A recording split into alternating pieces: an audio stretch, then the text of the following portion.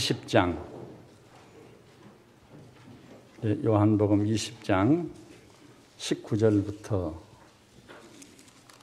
29절까지를 교독하면서 받으시도록 하겠습니다. 19절입니다. 이날 곧 안식 후 첫날 저녁 때에 제자들이 유대인들을 두려워하여 모인 곳의 문들을 닫았더니 예수께서 오사 가운데 서서 이르시되 너희에게 평강이 있을지어다.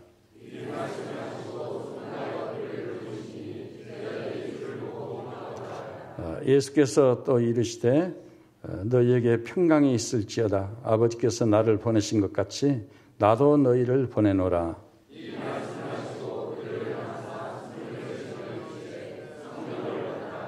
너희가 누구의 죄든지 사하면 사하여질 것이요 누구의 죄든지 그대로 두면 그대로 있으리라 하시니라.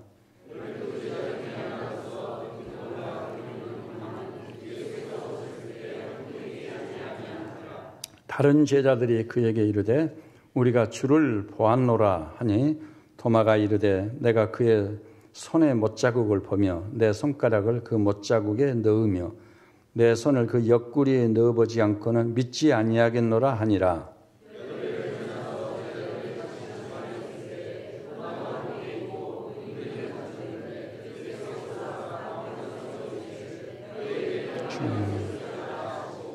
도마에게 이르시되 내 손가락을 이리 내밀어 내 손을 보고 네 손을 내밀어 내 옆구리에 넣어보라. 그리하여 믿음 없는 자가 되지 말고 믿는 자가 되라.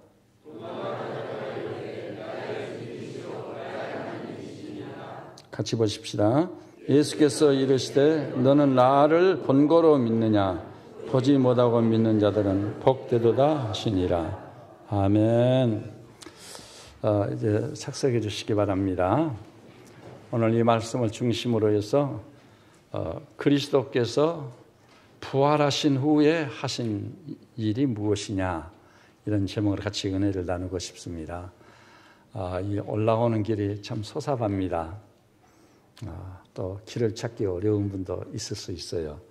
또 성경에 보니까 우리 주님께서 넓은 길로 가지 말고 좁은 길로 가라고 하신 것을 볼 때 이게 올라오는 길이야말로 좁은 길 중에 하나가 아닐까 생각됩니다.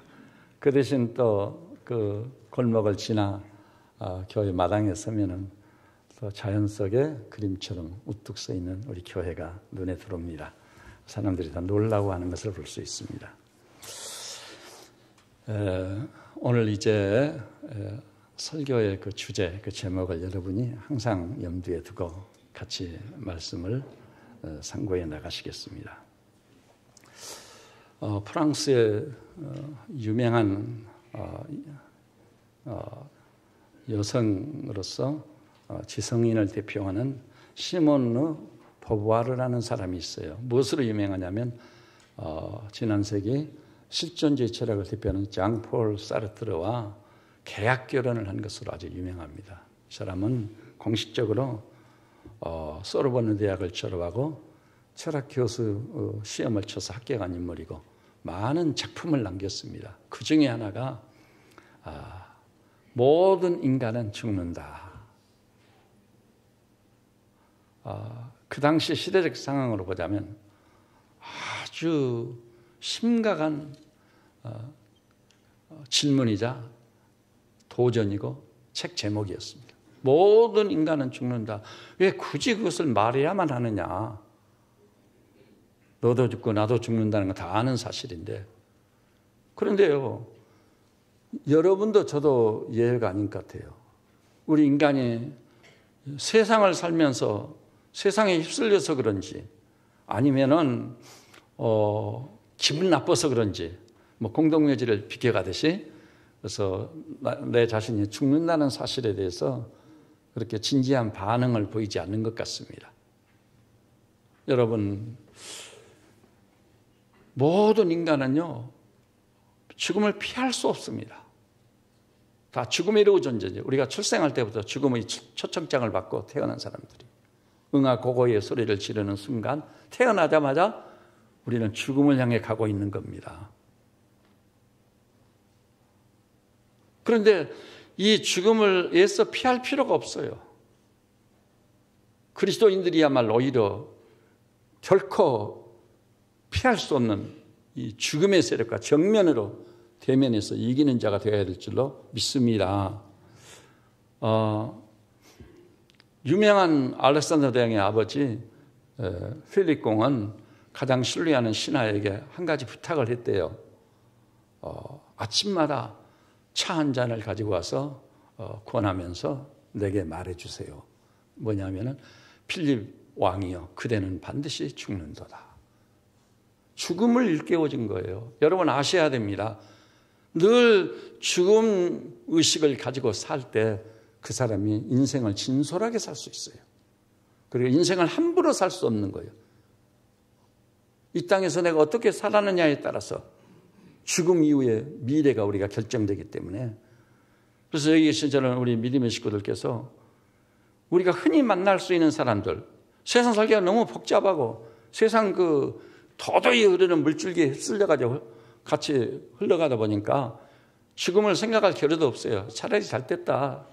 죽음의 문제는 등 뒤에 던져버리고 지금 사는 것이 중요한 거, 지금 살기도 바쁜데 무슨 소리냐고 이렇게도 살고 있어요. 그렇지만 어느 날 죽음이 우리를 놓고 할 때, 죽음에 대해서 준비가 전혀 되어 있지 않기 때문에 그 사람은 자기 인생을 아주 그 치명적인 어떤 것으로 마감할 수밖에 없어요. 이보다 불행한 일은 없어요. 뭐든지 결론이 중요한 거예요. 인생의 결론은 더 말할 것도 없어요. 여러분, 지금요 교통사고로 죽은 사람이 6.25 때 죽은 사람보다 더 많다는 거 잘 아시죠? 돌발적인 사고로 어느 날 갑자기 부름받아 가는 거예요. 나의 가장 사랑하는 아내가 죽고 나의 가장 사랑하는 남편이 부름받아 가고 부모를 앞세운 자식들, 내 곁에서 이 죽음이 나타나면은 갑자기 죽음 앞에서 어떻게 할 줄을 모르는 거예요. 그냥 마냥 힘들고 괴로워서 고통 속에서 울부짖을 뿐이에요. 같이 우리 교회를 섬겼던 그 김의원 장로님 항상 하시는 얘기가, 자기 장모님이 돌아가셔가지고 그 처가를 향해 가고 있는데 비보가 날아가는데 장인어른도 같이 돌아가셨다는 거예요. 너무 평생을 부부로서 밀착된 관계 속에 살다 보니까 아내가 죽으니까 남편이 삶의 이유를 발견하지 못해요. 엄청난 충격을 받은 거예요. 그래서 아내가 부름받아 간 지 몇 시간 후에 자기도 그 길을 따라가 버린 겁니다. 죽음은 아주 심각한 문제입니다. 오늘날 인류가 직면하고 있는 착각 중에 착각은 뭔 줄 아세요? 영원히 죽지 아니할 것처럼 살고 있다는 거예요. 금방 죽을 사람도 영원히 죽지 아니할 것으로. 저는 죽음을 두려워하지도 마시고요, 저 죽음을 애써 피하지도 마시고, 우리 그리스도인이야말로 죽음과 정면으로 대해서 사망아 너희 쏘는 게 어디 있냐, 너희 이기는 게 어디 있느냐, 그리스도 예수로 말미암아 우리에게 이김을 주시는 하나님께 감사하노라. 가장 무서운 원수적인 원수가 죽음이에요. 그럼 오죽하면 고린도서 15장도 마지막 멸망받을 원수는 사망이니라. 이 사망을 상대화시키고 사망을 대적하여 이긴 자는 이 땅에서 두려울 게 없는 거예요. 겁날 게 없는 거예요. 진짜 걸작으로서 멋진 인생을 살아갈 수 있음을 아시기를 바랍니다. 여러분, 며칠 전 신문에요, 우리나라 야구계의 전설이라고 일컬어지는 그 백인천 감독 있죠. 저도 어렸을 때요, 모든 게 우리가 일본 그때 당시에는 한 5, 60년 떨어졌다고 그랬거든요. 그래서 누가 줘가지고 저희 집에도요, 일제 그 라디오가 있었어요. 우리 마을에는 라디오가 하나도 없었는데 저희 아버님이 설구나무에다 걸어놓으면 온 마을에 퍼지는 거예요. 얼마나 성능이 좋은지. 자, 우리는 라디오 하나도 못 만드는데 일본 사람들 대단하구나. 그 라디오 가지고 저희 아버님은 새벽마다 우리 한국의 기상대 기상예보는 자주 틀리니까 일본 그 방송이 잡히는 거예요. 그래서 일본 방송을 통해서 일기예보를 듣고 농사를 계획하시는 걸 봤습니다. 그때 바로요. 그래서 우리가 굉장히 자존심 상하고 일제치하에서 36년 동안 신음한 것만 해도 견딜 수 없는 수치와 부끄러움인데, 아니 그때 우리나라 백인천 선수가 일본 야구계에서도, 그래서 그분이요, 저는 야구를 전혀 모르거든요. 야구 게임을 한 번도 본 일이 없어요. 화면을 통해서도.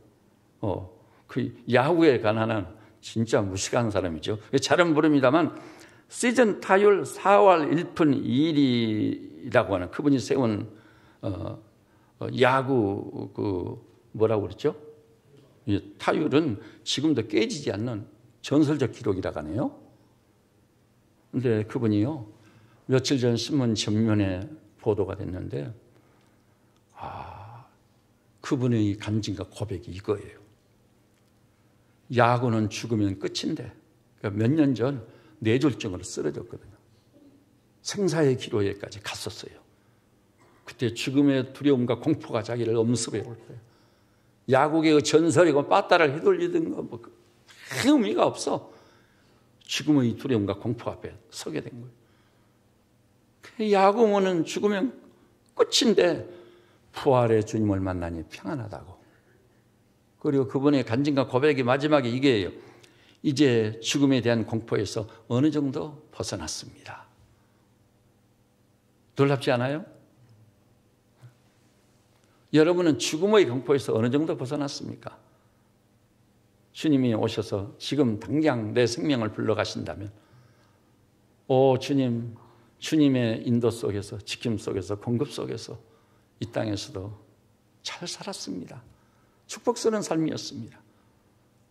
이 생명을 취하시니 기꺼이 주님의 품에 안깁니다. 이렇게 갈 수 있는 준비가 되어 있으세요? 그 예외 없이요, 반드시 우리는 죽음을 대비해서 예비된 삶을 살아야 될 줄로 믿습니다. 그런데 이 죽음이라는 것이요, 얼마나 무서운 세력이고 그 영향력을 가지고 있는지, 이 소위 우리 사람들이 이 땅을 살면서 경험해야 하는 온갖 불안의 요인들이 많죠. 특히 요즘 우리나라뿐만 전 세계적으로요, 과연 내가 지금 취업해서 생계비를 벌고 있는 이 직장에서 평생 근무할 수 있을 건가? 주식은 어찌 될 건가? 또 남북 간에 이 땅을 초토화시키는 그런 전쟁은 일어나지 않을까? 피부에 와닿는 불안감이에요, 불안감. 근데요, 전 세계를 살고 있는 사람들이요, 예외 없이 엄청난 불안을 맛보게 됐어요. 그 이세돌 씨하고 바둑을 둬서 오전 4승으로 승리해버린 게 누구였죠? 알파고라는 게 뭐죠? 인공지능이죠. 인공지능. 사람의 컴퓨터를 결합시켜가지고 지능을 갖게 만들었어. 근데 알고 보니까요, 그 인공지능이 얼마나 무서운 것인지 우리 사람처럼요, 감각이 있는 거예요. 그리고 인공지능은요, 사람이 버튼을 누르지 않고 조작을 안 해도 저 스스로 엄청난 진보와 스스로 향상과 발전을 가져오는 거예요. 그러니까 어디로 튈지 몰라 이놈이. 어떤 괴물이 될지. 그래서 어제 그제 여러분 신문 뉴스 보셨죠? 최근에 또 다른 인공지능을 보니까요, 입에 담을 수 없는 욕을 하고 있더라고. 그러니까 한번 우리가 그 컴퓨터를 결합시켜서 인공지능을 완성해 놓으면 그것이 어디로 갈지 모르는, 스스로 발전하고 스스로 진보하니까. 조만간에요, 50년 이내에 우리가 생계를 유지하기 위해서 일한 일터가 사라져버린다고. 왜요? 인공지능이 다 대신해버리니까. 이제는 국가와 국가 사이의 전쟁도 인공지능이 대신해버릴 겁니다. 좀 두렵지 않아요? 불안하지 않아요? 엄청난 이 공포가 우리에게 압도적으로 다가오고 있거든요, 지금. 그리고 오늘까지 내가 건강하고 호흡 잘하고 씩씩하게 걸어다니며 잘 먹고 근무도 잘하고 희망적인 삶을 살았는데 갑자기 배가 살살 왜 이러지? 며칠간 계속돼서 병원에 한번 가봐야겠다 하니까 위암, 대장암 말기입니다. 이런 악성의 질병이 우리를 찾아올지 몰라요, 지금. 그 대부분 이 악성의 질병 때문에 이 기로에 선 분들 얘기 들어보면요, 갑작스러운 일이요. 사랑하는 아들과 딸에게 무슨 일이 일어날지 예측을 불허하는 시대를 우리는 살고 있는 겁니다. 그러니까 이런 불안의 요인들이 이 땅에 가득 차 있는데 여기서 제외된 사람 아무도 없어요. 근데 이 불안을 집중적으로 연구하고 분석한 지난 세계 실존주의를 대표하는 철학자 칼 야스퍼스가 있어요. 그 불안을 분석해 본 결과 마침내 결론을 냈어요. 따라서 해볼게요. 모든 불안의 근원에는 죽음이 있다.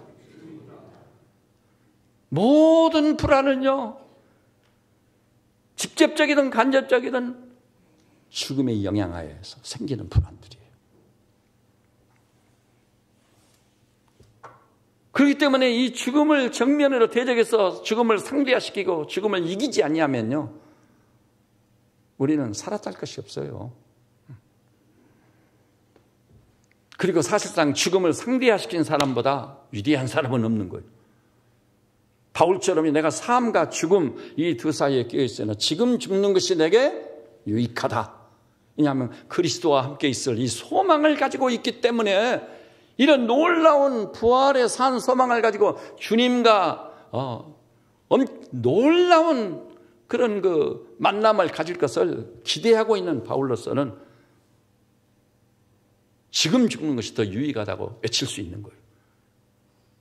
여러분, 저는 우리 세빛전원 양무리들께서 예외 없이요, 무슨 일에 종사하든 여러분의 상황과 환경과 조건이 어떠하든 간에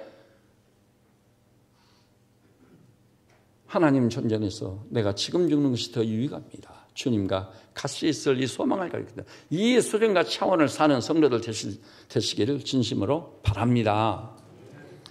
그것이 행복이라는 거예요. 여러분, 행복을 구하는 사람이 되지 마세요. 목적 달성을 위해 뛰는 사람이 되지 마세요. 기다리고 있는 것은 불행뿐이에요. 우리의 포커스는 과연 죽음을 대적해서 이길 수 있는 부활의 생명의 능력과 부활의 산 소망을 가지고 있느냐, 이 신앙적 수준과 차원을 지키면서 살아야 될 것입니다. 근데요, 아무도 죽음을 피할 수 없잖아요. 그 다음에 죽음이 모든 불안의 요인이 될 만큼 그 영향력이 대단하지 않아요. 오직 있으면, 다시 인용합니다, 마지막 멸망받을 원수는 사망했어요. 죽음보다 무서운 원수가 없어요.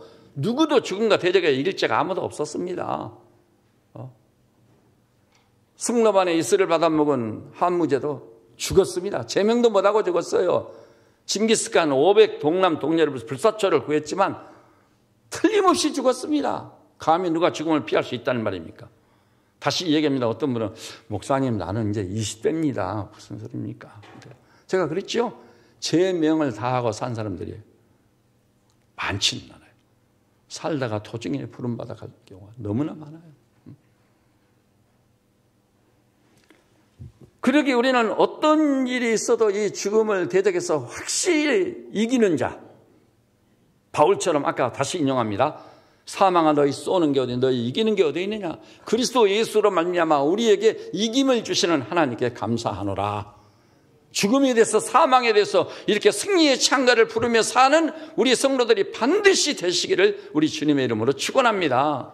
그것이 우리 삶의 원동력의 활력소인 거예요.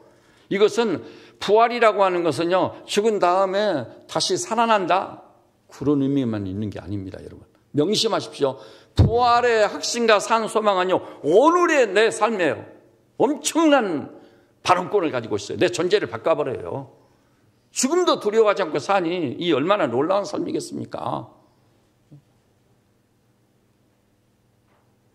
그리고요, 우리가 부활할 때 그 부활체도요, 지금 가지고는 육신관 아니다. 이런 육신으로 100년을 산들 200년을 산들 무슨 의미가 있겠습니까, 여러분? 사실상 우리 연세가 많으신 어른들은 절대 오해하지 마십시오.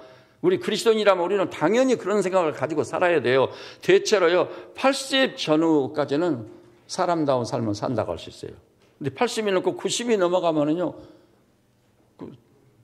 그렇게 애지중지 길렀던 자녀들도요, 별로 그렇게 아버지로서 어머니로서 우리를 환영하지 않아요. 그리고 젊은 사람들도 이상하게 피해가요. 자기들도 늙어가려면서 자신들이 미래의 운명을 모르는 듯이 괄시하고 그러는 거예요. 근데 여러분 생각해 보세요. 90이 넘고 100세가 돼서 산다는 것이 무슨 뜻이 그 의미가 있겠습니까? 지금 현재 우리 육신은요, 한계성을 지니고 있는 거예요. 그리고 육신의 결정적 특징이 뭐죠? 죽음을 미안할 수 없다는 것. 죽어가는 존재다. 두 번째는요, 낡아가는 존재, 낡아가는 존재. 그 다음에는요, 육신의 질병과 병마 때문에 엄청난 고통을 당하는 존재. 제가요, 감기로 한 2달을 지금 고생하고 있거든요. 야, 그런데 난 감기가 이렇게 무섭다는 걸 예전에 미처 몰랐어요. 와, 대수롭지 않게 이제는 나았다 하고 안심하고 이렇게 찬바람 쐬고 좀 다녔더니 감기 비슷한 증상이 또 나타나더라고. 이게 어떻게 된 일이냐? 근데 진짜 감기가 또 더진 거예요. 그날 저녁에는 제가 잠을 이루지 못할 정도로 막 기침을 해야 됐습니다. 그래서 감기 하나도 못 이기고 진통을 겪고 있는 나의 신세. 그랬어요. 여러분, 그래도 감기는요, 무슨 병인지 알고 또 약을 쓰면 되지 않아요. 그죠? 좀 관리를 잘하면 감기에서는 벗어날 수 있어요. 근데 우리가 어떤 질병과 병마에 한 번 사로잡히면 도무지 벗어날 수 없는 것들이 있어요. 현대의학으로도 안 돼. 그렇게 발전된 약으로도 안 돼. 그 질병과 병마에 우리는 노출되어 있어요. 얼마나 연약한 육신인지 모릅니다. 여러분, 요 근자에는요, 자다가 말고 갑자기 심장마비로 부름받은 사람들이 얼마나 돼요? 우리나라 사망의 원인으로서 첫째, 둘째 손가락에 꼽는 자잖아요. 그런데 우리가 부활할 때는 처음 육신, 이런 육신으로 부활하는 게 어떤 육신으로 부활한다고 그랬죠? 죽지 아니할 몸으로, 썩지 아니할 몸으로, 쇠하지 아니할 영광의 형체로 호련히 변모시키시리라. 여러분 믿습니까? 저는 그 믿음 없으면 살만 나지 않아요.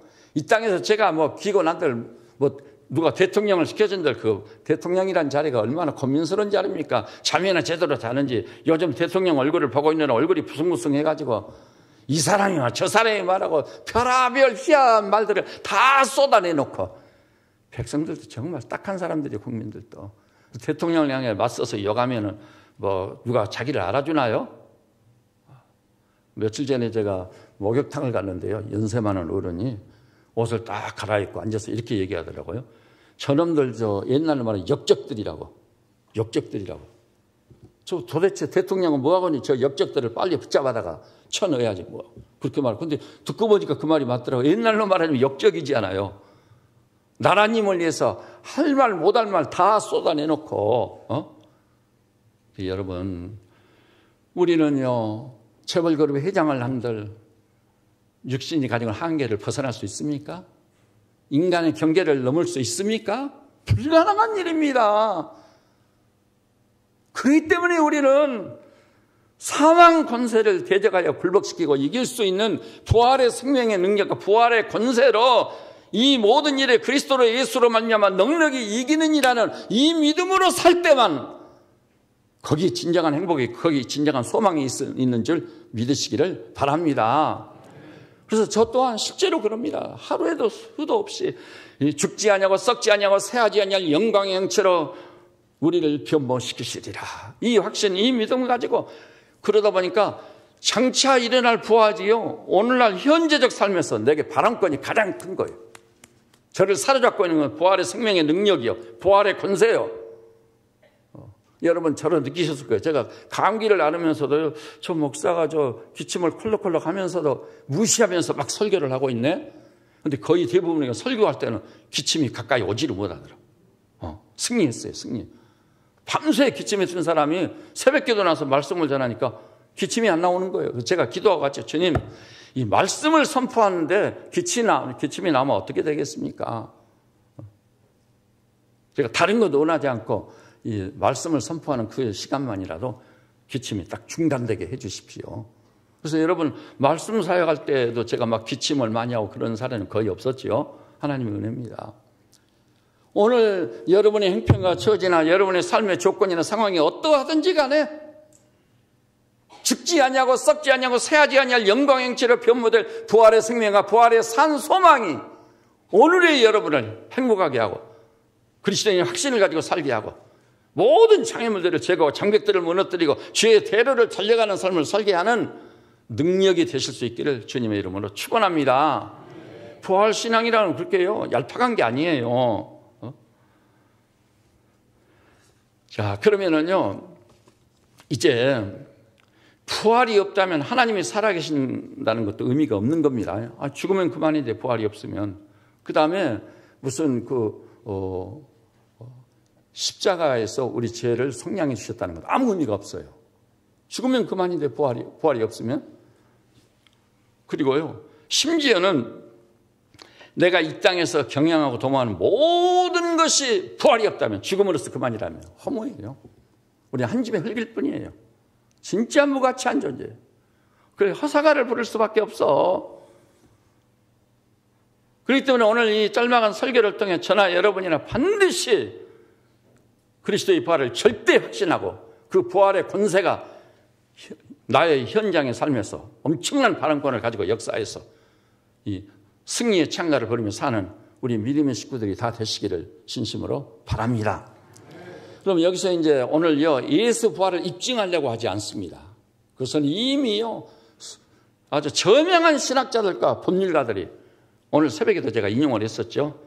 인류 역사상 가장 위대한 법률가가 법정에서 사실 심리를 하듯 부활 사건을 추적해서 마침내 빈 무덤을 통해 부활을 확정했습니다. 빌 크레이그 얘기도 했잖아요. 무신론 협회에서 추천한 대표적인 무신론자와 논쟁을 내가 8,000명의 회중이 있는 가운데 더욱 놀라운 것은 100개 이상의 라디오 채널을 통해 수도 없이 많은 사람들이 귀를 기울이고 있는 그곳에서 대결을 벌였어요. 8,000여 명 모인 사람이 설문을 조사해 보니까요 82%가 빌 크레이그의 압도적인 승리라. 그래서 거기서요 너무 놀라운 것은 그 자리에서 47명의 예수님을 영접했습니다. 그 다음에 거기에 참여한 사람들까지 무신론의 입장을 계속 견지한 사람 아무도 없게 되어버렸어요. 놀라운 일이지 않아요? 무엇으로 그 무신론 협의회에서 추천한 그 대학자를 결박지어버린 거죠? 예수 부활로 특별히 빈 무덤으로 결박지어버렸어요.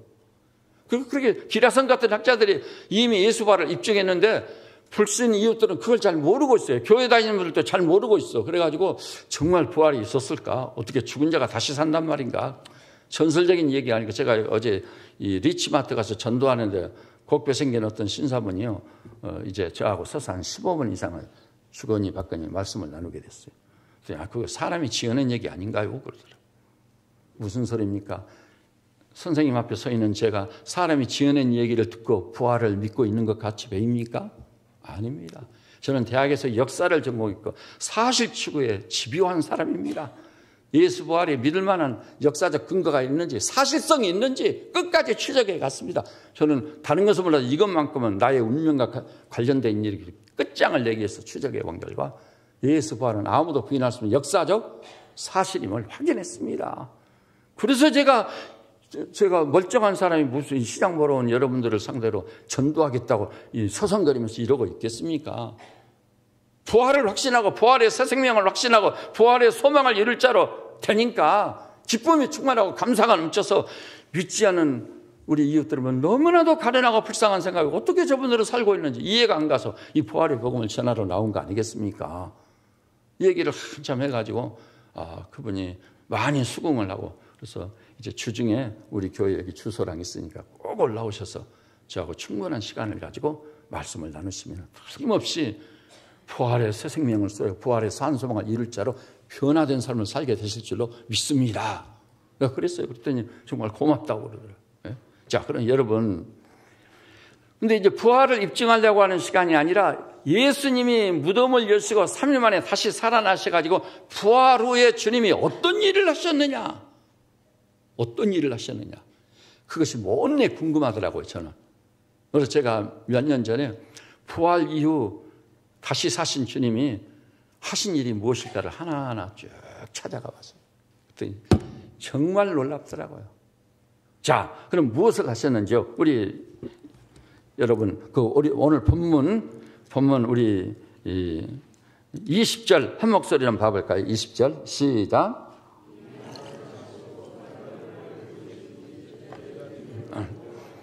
주님이요 제자들 앞에 나타나셔가지고 부활하신 이후 맨 먼저 하신 일이 손과 발을 보이신 일이에요. 그렇구나. 손과 발을 보이신 일. 그런데 그 본문에 보니까요 20장 25절에도 토마가 뭐라고 그랬죠? 제자들이 우리는 부활의 주님을 만나봤다 하니까 토마가 말하기를 내 손을 내밀어 못자국을 만져보고 내 손을 내밀어 그 옆구리에 창자국에 손을 넣어보지 않고는 믿지 아니하겠노라. 그런데 여드레 후에 예수님이 나타나셔가지고 토마 보고 뭐라 하죠? 그러면 네 손을 내밀어 내 손을 보고 네 손을 내밀어 내 옆구리에 넣어봐라. 그리하고 믿음 없는 자가 되지 말고 믿는 자가 되라. 여러분 주님이 나타나셨어요. 제가 오늘 시간 관계상 찾지 않는데요.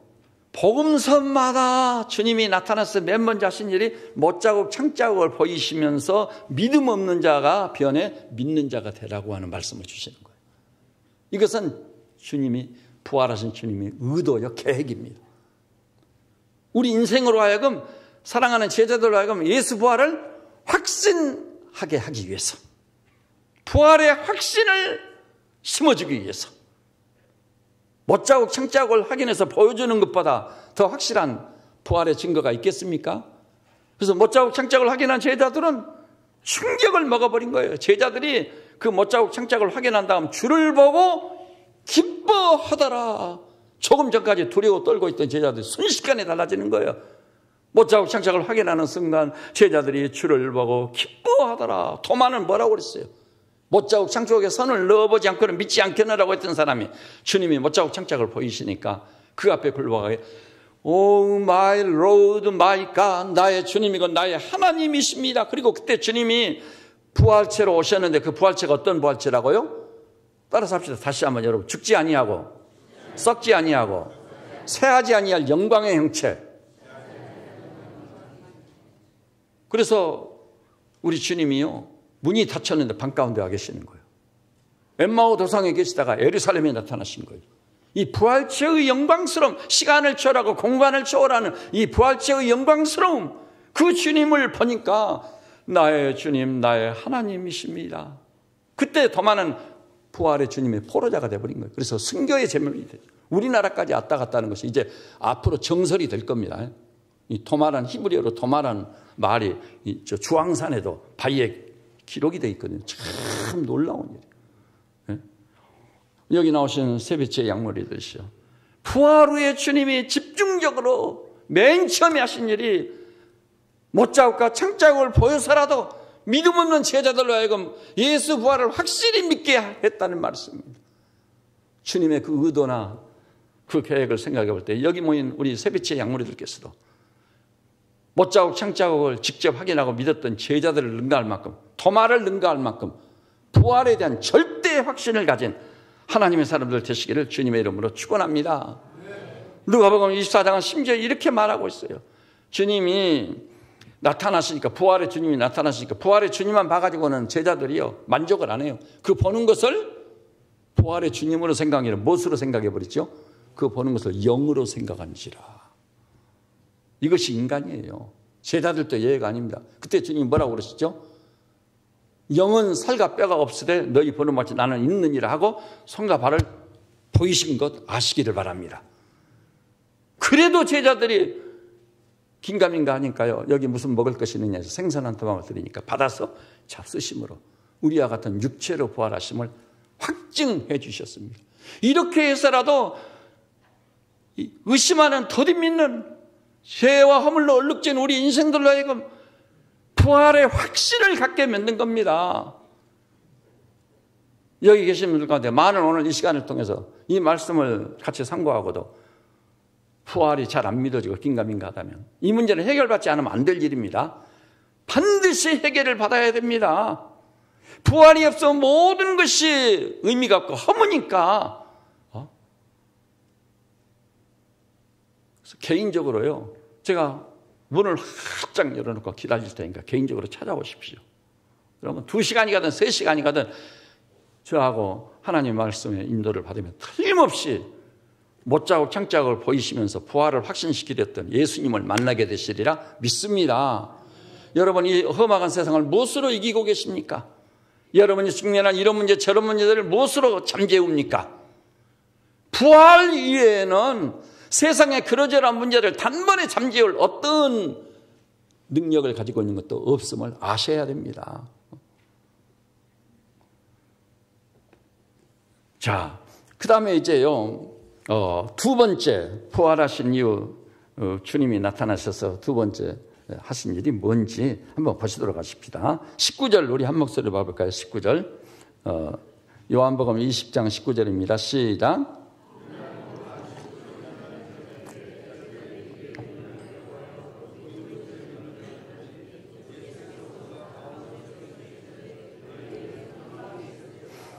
부활로 찾아오신 주님이요, 두 번째 하신 일은 너희에게 평강이 있을지어다.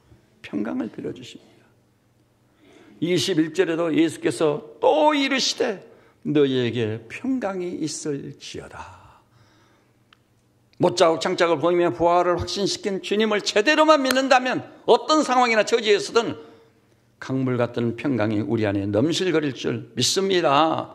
누가복음 24장 36절에도 보니까 예수께서 가운데 서서 이르시되 너희에게 평강이 있을지어다. 여러분, 우리가 추구하는 것이 평강이 아니고 무엇이겠습니까? 요한복음 보니까 내가 너희에게 평안을 끼치노니 곧 나의 평안을 너희에게 주노라. 내가 주는 것은 세상이 주는 것과 다르니 근심하지도 말고 두려워하지도 말라. 근심과 두려움, 이 두 가지를 확실히 묶어버릴 수 있는 권세는 주님 주시는 평안을 얻는 것입니다. 그리고 그 평안은요, 부활이 확인될 때만 진정한 평안이 찾아오심을 아시기를 바랍니다. 아무것도 염려하지 말고 오직 너희 구할 것을 감사함으로 하나님께 아뢰라. 그리하면 지각에 뛰어난 평강이 그리스도 예수 안에서 너의 마음과 생각을 지키시리라. 지각에 뛰어난 하나님의 평강이란 말이 무슨 뜻이죠? 우리가 직면하는 모든 문제를 뛰어넘어 주어지는 평강이 있는 것입니다. 제가 늘 말씀드려요. 여기 있는 설교자는요, 그 말씀을 제가 전인적으로 경험하지 않고는 자신이 없습니다. 전하는데 제가 직접 경험해야만 이것이 내게 복음이라고, 내게도 이런 놀라운 일이 일어났다고 전하는 거예요. 주님이 저를 찾아와 만나주셨을 때요, 가장 놀라운 특징 중에 하나는 강물 같은 평안이었습니다. 강물 같은 평안. 그래서 제가 예수님을 영접하고 만난 지 한 2, 3년 있다가 군에 입대했거든요. 군에 입대했어요. 저는 이제 내심, 우리 대한민국에서는 그래도 최악의 상황이 어디죠? 군인이에요, 군. 군대 가가지고 특공훈련장이라든지, 그 다음에 훈련소 모든 훈련, 꾀쩌치야 여러분 짐작되시죠? 훈련병. 완전히 눈물과 땀으로 얼룩져가지고, 제가 의무실에도 입원했어요. 그 철조망 밑에 통과하는데 이게 기지 않아요. 여기가 다 까져버려가지고 지휘관도 깜짝 놀라더라고요. 너무 많이 까져가지고. 그래서 제가 여러 날 동안 의무실에 입원한 일도 있어요. 근데 군에 입대할 때요, 과연 군이라는 특수한 상황에서도 내가 믿음으로 이길 수 있을 것인지 주께서 이기게 하셨습니다. 제가 20km 군장 다 하고 달려가는데도 내가 승리했습니다. 부활의 새 생명의 능력과 권세가요, 그것을 이기게 하고 또 어떤 상황이나 처지에서 놀라운 평안을 주신 것입니다. 평안을 누리게 한 것입니다. 오늘 여기 나서 우리 교우들께서는 불안한 일들이 많으시죠? 두려운 일이 많으시죠? 2016년 이 부활절을 지내고 예수 부활을 절대 확신하십시오. 죽기 아니면 살기지요. 최악은 죽음이지 않아요. 그런데 죽음도 대적하여 이긴 우리인데 어떤 상황이나 처지에서든 감사하고 찬송하며 달려가며 살게 될 줄 믿으시기를 바랍니다. 그 평강을 주시는 거예요. 그 다음에 우리 주님께서 부활하신 다음 찾아오셔서 주신 세 번째 것이요. 자, 거기 오늘 본문을 봐볼까요? 22절 한 목소리로 보십시다. 22절 시작.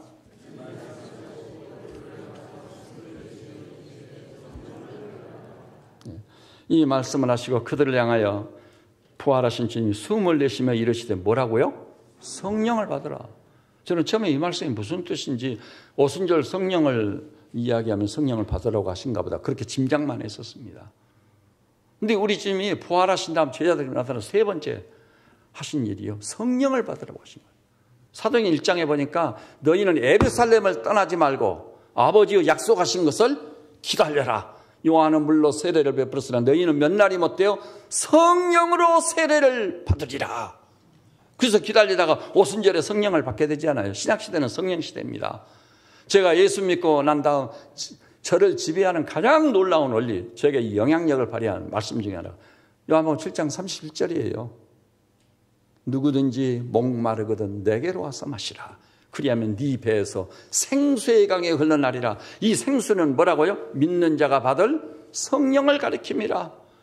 근데 교회 다니는 분들까지도요, 성령님의 실체를 모르고 있어요. 지식적으로, 교리적으로, 성령 하나님이 계신가 보다 하지, 성령을 실제로 체험하고 경험하지를 못하고 있는 거예요. 근데 초기 기독교 공동체 구성원들은 성령을 알고 있었습니다. 너희 몸이 하나님의 성전인 것과 성령이 너희 안에 거하는 줄 알지 못하느냐? 그렇지 않으면 버리운 자.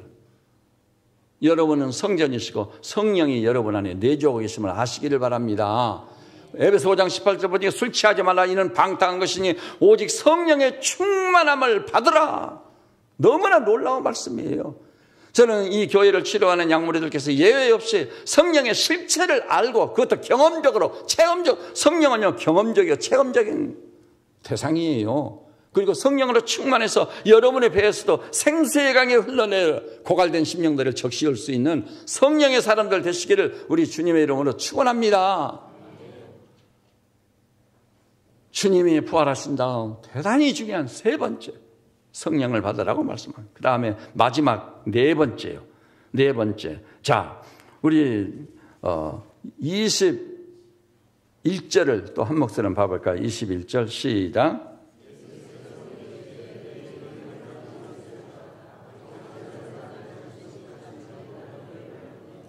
예. 주님께서 부활하신 다음 나타나셔서 맨 마지막 하신 일이요. 아버지께서 나를 보내신 것 같이 나도 너희를 보내노라. 성부께서 성자 예수 그리스도를 유일한 구원자로 세상에 보내신 것입니다. 세상에 오셔서 온갖 굳은 일을 다 당하시고 마침내는 십자가에서 피함으로 쏟고 돌아가셔요. 제물이 되신 것이죠. 그래서 우리를 구속하신 것이죠. 그리고 부활의 천일매가 되셨고. 근데 아버지께서 나를 이렇게 보내심처럼 나도 너희를 어디로 보낸다는 거죠? 세상으로 보낸다는 뜻입니다. 이걸 다른 말로 바꾸면 그리스도인만이 갖고 사는 사명이라고. 사명. 여러분이 우리 그리스도인이라는 존재는 대낮게나 사는 존재가 아니에요. 자기 나름대로 출세를 위해서 무슨 어떤 성공을 위해서 목적을 설정하는 그런 목적이 아니에요. 하나님께서 우리에게 주신 놀라운 사명, 나도 너희를 보내노라. 그래서 사도란 말도 원래 히라보로의 아포스톨로스, 보냄을 받은 자라는 뜻입니다. 여러분과 제가 부활을 확실히 믿게 됐단다면 여러분과 저도 아포스톨로스에 해당되는 줄 압니다. 보냄을 받은 자인 겁니다. 무엇을 위해서요? 죽음이 휩쓸고 간 이 지구촌에 부활이 없다면 이 지구촌은 늘 말씀드리죠. 미안한 표현이지만 공동묘지에 불과한 거예요. 지구촌이 공동묘지가 아니고 뭐겠어요? 주기초는요, 살고 있는 생명들을 죽이는 대량 사륙장에 불과해요. 그러니까 부활을 믿지 못하고 산 사람처럼 가련하고 불쌍한 자는 없습니다. 대량 사륙장에서 무덤을 향해 가고 있을 뿐인 거예요. 한 집의 흙으로 돌아갈 존재로 살고 있는 거예요. 이 얼마나 가련한 일입니까? 근데 이것을요, 그렇게 생각을 못하게 하고, 그까짓 그 전설 같은 신화 같은 얘기, 무슨 죽은 자가 살았냐, 이렇게 생각하게 만드는 것이 사탄의 역사인 겁니다. 흑암의 세력이 우리로 하여금 가장 영광스럽고 유일한 소망인 부활의 생명과 산 소망을 갖지 못하도록 장애물로 해방을 놓고 하는 게 사탄의 역사임을 아시기를 바랍니다. 그걸 나사렛 예수의 성으로 꾸짖어 책망하고 부활을 확신하고 부활의 산 소망을 이룰 자라 영광 중에 반드시 그 영광 중에 사셔야 될 줄로 믿습니다. 그리고 우리는 세상을 향해 보냄을 받은 부활의 증인들로 가야 돼요. 여기 모인 우리 세위치 약무리들이 여러분이 정말 부활을 믿는다면 가장 긴급하게 전해야 될 소식은 의심할 여지가 있어요. 부활 소식. 100분이라도 섬겨서 천하보다 귀한 영혼을 얻어야 돼요. 그들은요, 부활 못하고 한 집에 흙으로 돌아오고 끝난다면요, 얼마나 좋겠어요? 아닙니다. 지옥으로 떨어지게 됩니다. 그래서 여러분들이 어떤 일이 있어도 가족 중에 불신이 있지 않아요? 불신 이웃이 있지 않아요? 그럼 그들을 100번이라도 섬겨서 창피를 당하고 모욕을 당하고 심지어는 박해를 당하면서도 그리스도의 심장으로 그를 섬겨서 그리고 부활의 소식을 한 1, 2분이면 전해버리거든요. 제가 어제 리치마트에서 전도하면서 1, 2분에 전했거든요. 내일 부활절입니다. 세비치 어른께서 나왔습니다. 부활이 없다면 우리가 돌아갈 것은 어디입니까? 무덤입니다. 사실은 한 집의 흙일 뿐입니다. 그것이 인간이란 말입니까? 1분도 못해서 얘기했어요. 그랬더니 대부분 다 들어주시더라고요. 오늘 여기 나오신 믿음의 식구들이요, 이 세상을 사는 동안 저나 여러분은 이 일도 있고 저 일도 있고 그러지 가장 긴급한 일, 절대 우선순위에 밀리면 안 돼. 부활의 증인들로 사시기를 주님의 이름으로 축원합니다. 그래서 열매를 가지고 주님과 결산을 볼 수 있어야 돼요. 열매를 봐서 그 나무를 안다는 것입니다. 살아있는 예수 신앙을 가진 자, 부활 신앙을 가진 자는 틀림없이 부활의 증인으로 열매를 맺게 될 것입니다. 열매를 가지고 나의 부활 신앙과 나의 부활의 소망을 입증하는 그런 성도들 되셔야 될 줄로 믿습니다. 지금 근래에요, 전도하기 어렵다고 해서 사람들이 정말 전도를 안 해요. 액션을 취하잖아요. 그것은요, 사람들이 기독교에 대해서 적대적이니까 또 저항적이니까 복음을 전하고 있지 않은 것이 아니라 사실은 예수 부활을 제대로 믿지 않기 때문인 거예요. 상대방이 어떻든 내가 예수 부활을 확신하고 부활의 새 생명의 능력으로 살고 산 소망을 이룰 자라 영광 중에 있단다면 상대방이 성경에 있잖아요. 듣든지 아니 듣든지 너는 내 말로 고하라. 여러분, 이번 2016 부활절에는 반드시 부활의 증인으로 사셔서 한 영혼씩 건져내고 구원해 내시기를 진심으로 바랍니다. 그것으로 여러분의 믿음을 입증하십시오. 여러분, 지금 세상 법정에서도요, 증인과 증거가 있어야 사실로 입증되는 것이지, 심리적으로 나도 그렇게 생각한다, 긍정한다, 그것은 안 되는 거예요. 열매를 맺어야 돼요. 그래서 여러분이 만나는 사람마다 때를 얻든지 못 얻든지 바로 복음을 증거, 부활을 증거해서, 그리고 단호한 태도를 취해야 돼요. 필요하면 우리가 섬기는 자세로 접근하지만은 필요할 때는요, 그러면 선생님, 죽으면 어디로 갑니까? 무덤 아닙니까? 한 집의 흙이란 말입니까? 나는 절대 동의할 수 없어요. 내 자신이 죽으면 그만이고 무덤에 매장되고 한 집의 흙으로 끝나버리면 나는 그런 인생관을 가지고 살 수 없습니다. 나는 절대 반대입니다. 선생님도 가셔서 깊이 생각해 보십시오. 그건 믿든 안 믿든 간에 사탄의 세력이 선생님을 미혹한 겁니다. 죽으면 그만이라고요?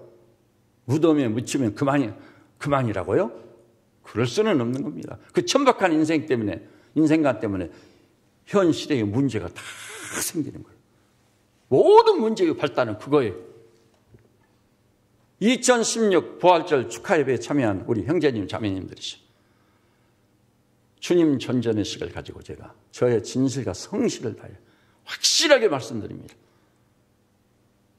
주님은 십자가에 돌아가신 지 3일 만에 무덤을 여시고 죽지 아니하고 썩지 아니하고 새하지 않은 영광형체로 호련히 변모되어 부활하셨습니다. 그리고 그것을 믿는 자에게 부활의 새 생명을 주십니다. 그날에 부활의 산 소망을 이룰 자라 영광 중에 회복될 줄 믿습니다. 이 부활의 증인들로 사시기를 주님의 이름으로 축원합니다. 기도하십시다. 주님, 세상이 너무 어지럽고 혼란스러운 것을 보면서 지구촌에서 일어나고 있는 다양한 사건들을 짚하면서 주님이 오실 날이 가깝다는 것, 오 주님 종말론적 조짐들을 봅니다. 오 민감한 사람은 주님이 오시는 발자국 소리를 듣습니다. 이런 때 우리가 다시 한번 부활절을 맞이하여 하나님의 말씀을 받았습니다. 여기 모인 우리 형제 자매님들 한 분도 죄됨이 없이 성령의 도우심을 입어 그리스도의 십자가와 부활이 나를 위한 것으로 믿어져 마침내 예수 부활 나의 부활 세상을 향해 외칠 수 있는 종들 되게 하여 주시옵소서. 부활의 새 생명으로 살게 하시고 특별히 때를 얻든 못 얻든 이 부활의 복음을 전하여 부활의 증인으로서 놀라운 열매를 맺고 열매 맺는 환희와 감격을 맛볼 수 있도록 축복하여 주시옵소서. 예수님의 이름으로 기도드립니다.